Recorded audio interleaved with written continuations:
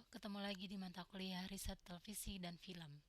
Minggu lalu, kita sudah membahas terkait peran internet dalam riset televisi dan film.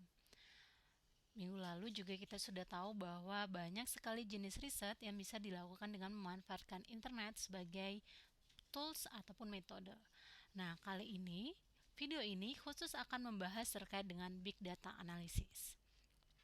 Kenapa big data analysis itu penting? As we know that semua perangkat dewasa ini itu terkoneksi dengan internet. Jadi, semua perangkat tersebut juga memberikan data ke ke platform yang digunakan. Jadi ada banyak sekali data di internet sana yang sebenarnya bisa digunakan dan dimanfaatkan untuk kepentingan yang positif. Walaupun selama ini big data ini selalu dihubungkan dengan pemanfaatan negatif seperti Cambridge Analytica dan lain sebagainya. Padahal jika data ini berada di tangan yang tepat, maka big data ini bisa digunakan untuk memberikan rekomendasi bagi hal-hal yang positif. Oke, ayo kita bahas satu persatu. Apa sih itu big data? Big data analytics refers to the process of examining extremely large and complex data sets. Jadi, yang perlu diingat ketika berbicara big data, ini merupakan sebuah analisis terhadap data yang jumlahnya sangat banyak. Banyak di sini dah seberapa sih? Banyak. Tidak lagi hitungannya jumlah responden kayak misalnya 1000, 2000, itu bisa lebih dari itu. Dan bahkan untuk ukurannya tidak lagi per jumlah responden atau per individu, tapi sudah lebih kepada berapa megabyte data yang ada. Nah, di internet sana tipe datanya itu macam-macam. Sebagaimana yang kita tahu bahwa di internet itu ada yang formatnya teks, image, audio, video. Nah, ini berbagai macam format ini akan available bagi teman-teman untuk diakses dan digunakan untuk kepentingan penelitian. Nah, itu kenapa akhirnya Big Data Analytics ini hanya fokus kepada pengelolaan data yang ada, yang sudah tersimpan di internet sana. Nah, ini ada beberapa hal yang perlu kita perhatikan terkait dengan Big Data. Pertama, karakteristiknya itu some big data are structured and well organized, while others don't.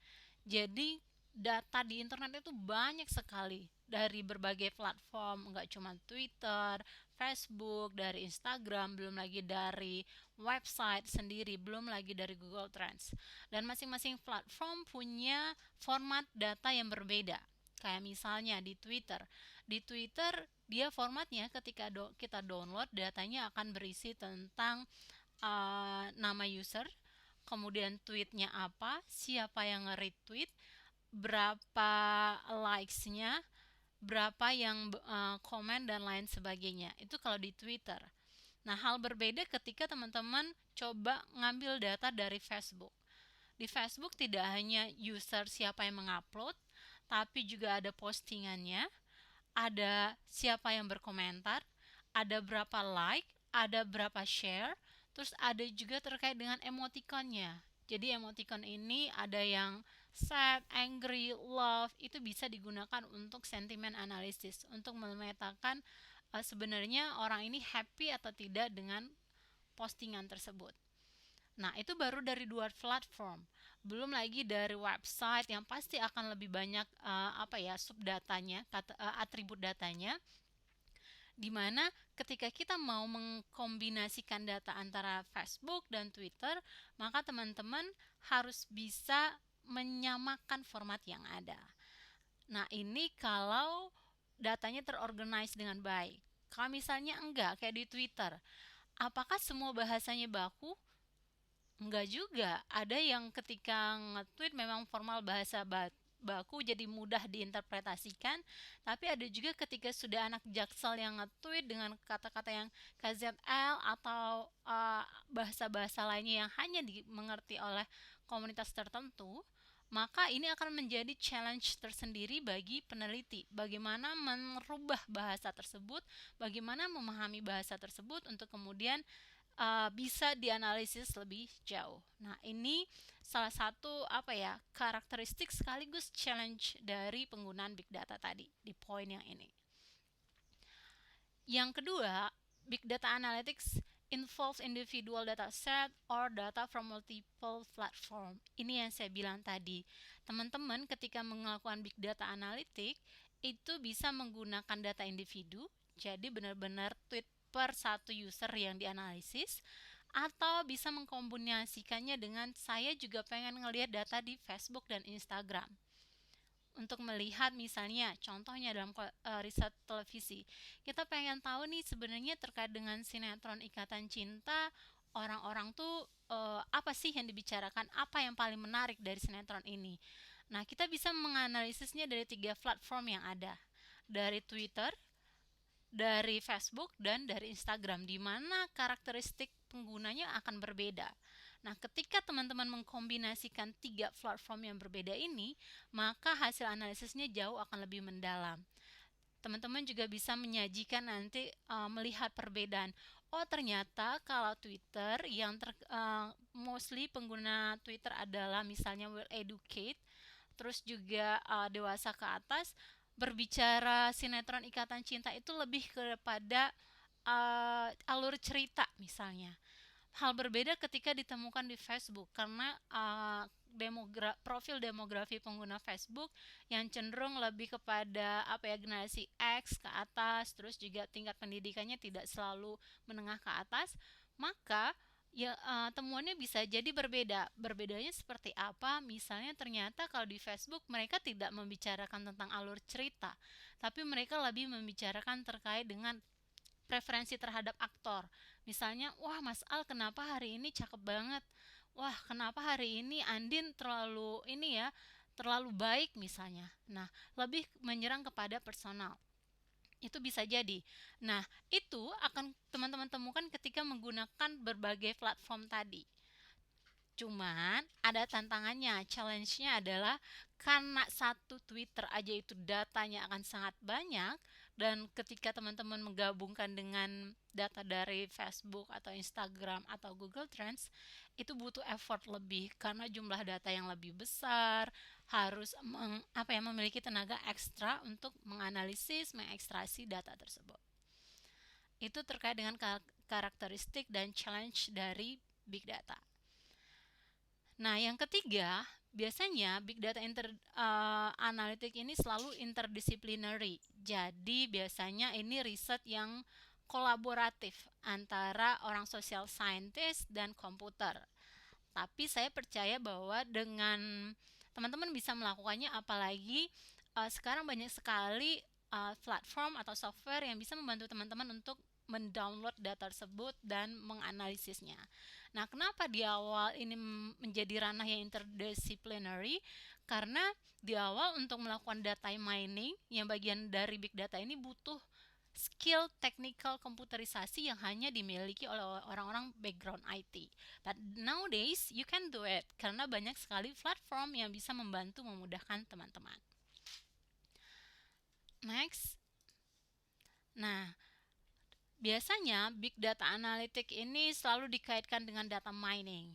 Apa sih data mining itu? Data mining itu merupakan is a research approach that draw heavily on computer science and emerge in response to the huge amount of data being created, collected, and aggregated in recent years. Jadi sebenarnya data mining ini ada dua perspektif ya. Ada yang bilang data mining itu berdiri sendiri dari big data analytic, tapi ada juga yang bilang bahwa sebenarnya data mining ini part of big data analytic.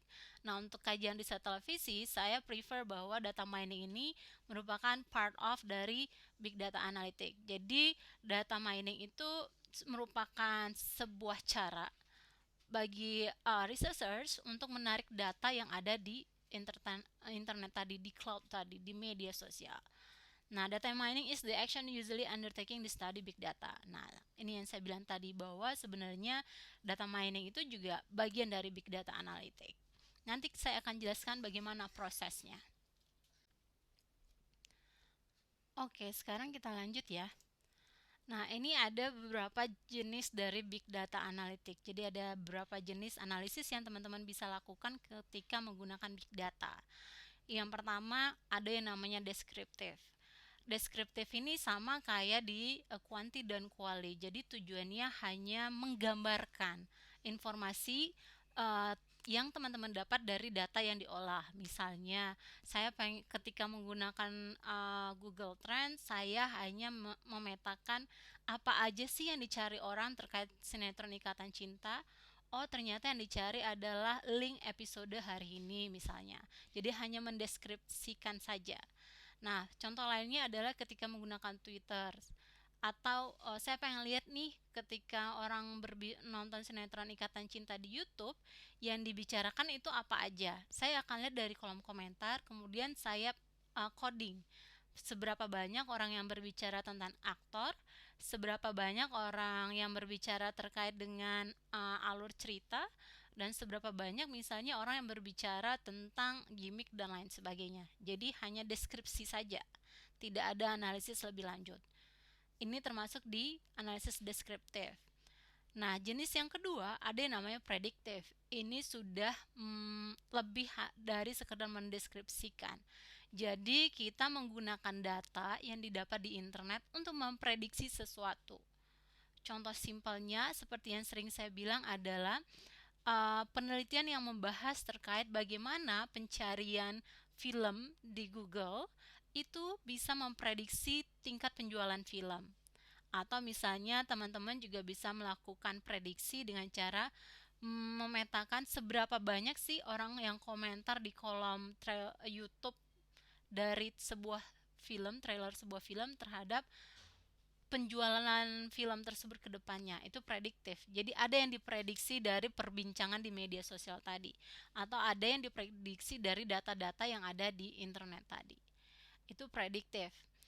Nah, kalau preskriptif ini lebih kepada teman-teman setelah melakukan prediksi tadi, misalnya prediksi tentang film sinetron Ikatan Cinta, kira-kira ratingnya akan naik atau tidak. Teman-teman akan melihat dari misalnya kolom YouTube, kolom komentar YouTube. Di kolom komentar YouTube itu ada berbagai berbagai komponen yang atau variabel yang teman-teman coding untuk melihat sebenarnya percakapannya itu seperti apa. Kayak misalnya tadi, oh ternyata setelah dipetakan yang dibicarakan di kolom komentar adalah artisnya, misalnya fashionnya, gimmicknya, dan alur cerita. Ada 4. Nah, dari 4 ini tadi teman-teman melakukan prediksi mana yang akan meningkatkan rating Ikatan Cinta, di analisis di prediktif. Nah, di preskriptif ini teman-teman memilih, nanti sudah bisa mengeluarkan rekomendasi terkait misalnya, oh ternyata kok percakapan terkait dengan artis itu lebih meningkatkan rating. Maka di preskriptif ini analisisnya lebih kepada membandingkan tadi berbagai variabel yang bisa meningkatkan sinetron Ikatan Cinta, untuk dilihat mana yang paling efektif dalam meningkatkan rating dari sinetron tersebut. Jadi sekali lagi perbedaannya, kalau prediktif hanya satu variabel yang memprediksi rating, kalau preskriptif teman-teman membandingkan beberapa variabel yang bisa menaikkan sinetron Ikatan Cinta. Jadi nanti rekomendasi dari preskriptif ini adalah teman-teman bisa merekomendasikan, oh kayaknya salah satu variabel kayak misalnya aktor nih yang menjadi faktor penentu rating, maka mungkin nanti gimmicknya di aktor atau aktornya lebih sering dimunculin dan lain sebagainya. Itu kalau terkait dengan preskriptif. Nah, jadi diingat ada 3 jenis big data analitik yang bisa teman-teman pilih, apakah cukup di deskriptif atau memprediksi dan atau preskriptif. Tapi karena ini merupakan sesuatu hal yang baru bagi teman-teman, saya mungkin kita di mata kuliah ini hanya sampai pada tahapan deskriptif. Karena untuk melakukan deskriptif pun butuh effort dan belajar lebih lanjut. Untuk 2 ini kita skip dulu. Kalau teman-teman punya waktu lebih, teman-teman bisa mencarinya di Coursera. Banyak sekali course-course yang mengajarkan tentang predictive analysis dan prescriptive analysis. Kita lanjut ya. Nah, in general sebenarnya big data analysis itu prosesnya ada 6. Yang pertama adalah capturing. Capturing di sini lebih kepada teman-teman mau mengambil data yang mana sih? Karena di internet sana terlalu banyak informasi. Jadi kalau tidak dibatasi, maka teman-teman akan bingung sendiri. Mau mana yang harus dimasukkan, mana yang harus dikeluarkan. Kayak misalnya aja terkait dengan sinetron Ikatan Cinta. Apakah mau sinetron Ikatan Cinta in general yang mau dianalisis, atau spesifik kepada episode tertentu, atau spesifik hanya kepada pemain tertentu, atau lebih spesifik kepada misalnya alur ceritanya. Nah, ini harus di-declare di awal. Nah, ini yang namanya capturing. Jadi teman-teman harus memetakan apa data yang pengen diambil. Setelah mengcapture tadi, maka teman-teman mulai mengextractingnya. Jadi mulai mengambil datanya. Caranya gimana? Ini banyak tools, banyak software yang menyediakan bantuan untuk extracting data dari internet tadi. Uh, uh, Nanti akan saya jelaskan salah satu tools, yaitu Google Trend, yang bisa teman-teman gunakan.